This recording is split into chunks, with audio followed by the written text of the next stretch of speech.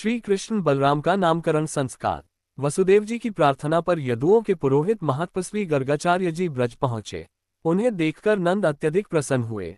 उन्होंने हाथ जोड़कर प्रणाम किया और विष्णु तुल्य मानकर उनकी पूजा की।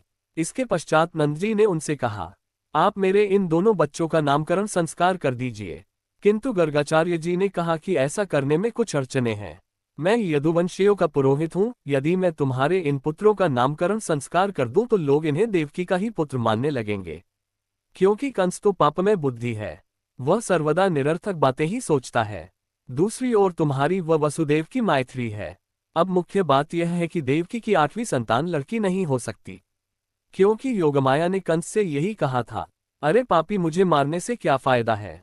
वह सदैव यही सोचता है कि कहीं न कहीं मुझे मारने वाला अवश्य उत्पन्न हो चुका है। यदि मैं नामकरण संस्कार करवा दूंगा तो मुझे पूर्ण आशा है कि वह बच्चों को मार डालेगा और सबका अत्यधिक अनिष्ट करेगा।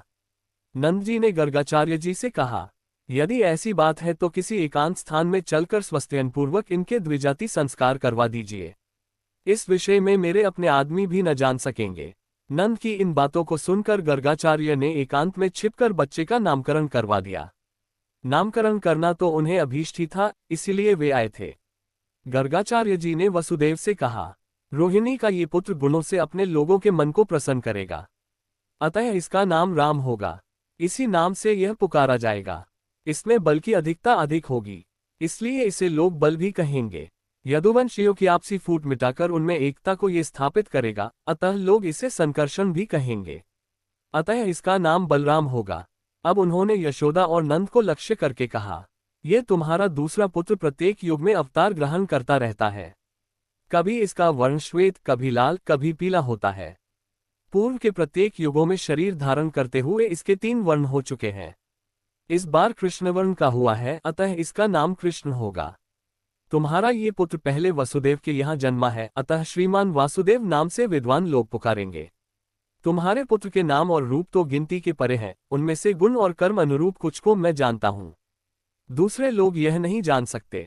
ये तुम्हारे गोप गौ एवं गोकुल को आनंदित करता हुआ तुम्हारा कल्याण करेगा। इसके द्वारा तुम भारी विपत्तियों से भी मुक्त रहोगे। इस पृथ्वी पर जो भगवान मानकर इसकी भक्ति करेंगे उन्हें शत्रु भी पराजित नहीं कर सकेंगे। जिस तरह विष्णु के भजने वालों को असुर नहीं पराजित कर सकते, ये तुम्हारा पुत्र सौंदर्य, कीर्ति, प्रभाव आदि में विष्णु के सदृश होगा। अतः इसका पालन पोषण पूर्ण सावधानी से करना।